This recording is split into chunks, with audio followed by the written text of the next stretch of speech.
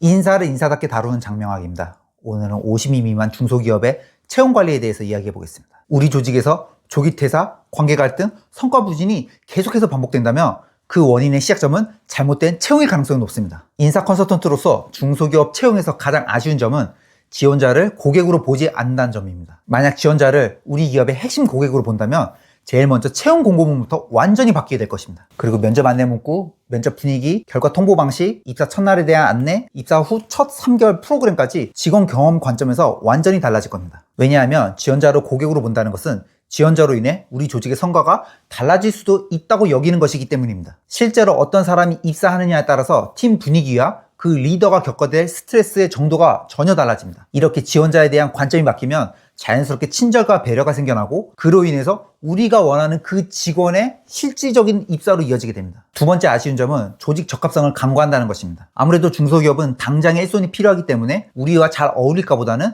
이 일을 잘할 수 있을까에 더 관심을 갖게 됩니다. 그런데 이런 관점으로 인해서 중소기업에서는 두 가지의 문제가 반복됩니다. 첫 번째는 뽑았더니 기대보다 일을 못했었을 경우의 대처입니다. 그 직원에게 속았다고 생각하기 때문에 충분히 배울 기회, 충분히 적응할 기회를 주기보다는 빨리 내보내고 새로운 사람을 뽑기 위해서 채용 공고문을 다시 올립니다. 두 번째는 합격 통보까지 했는데 정작 실제로는 입사하지 않는 경우에 대한 대처입니다. 요즘 사람들은 간절함이 없어. 어차피 뽑았어도 일은 잘 못했었을 거야 라고 생각하면서 원인 파악은 제대로 하지 않고 채용 공고문만 다시 올리게 되는 겁니다. 물론 조직 적합성 중심으로 면접을 보더라도 막상 뽑았는데 일을 못할 수도 있고 합격 통보를 했지만 입사를 안 할 수도 있습니다. 중요한 것은 직무 적합성 관점으로만 면접을 볼 경우에 채용 실패의 원인을 그 직원 개인 탓으로 돌릴 가능성이 높다는 겁니다. 그러면 조직 차원에서는 채용 과정에서 어떤 문제가 있었는지는 모르고 또다시 채용 공고를 올리고 그로 인해 시간과 비용 손실만 반복될 뿐입니다. 사실 중소기업에서 면접만으로 직무 적합성을 제대로 판단하는 것 자체가 불가능합니다. 직무 능력은 입사 후 함께 같이 일해봐야 제대로 알 수 있습니다. 하지만 조직 적합성은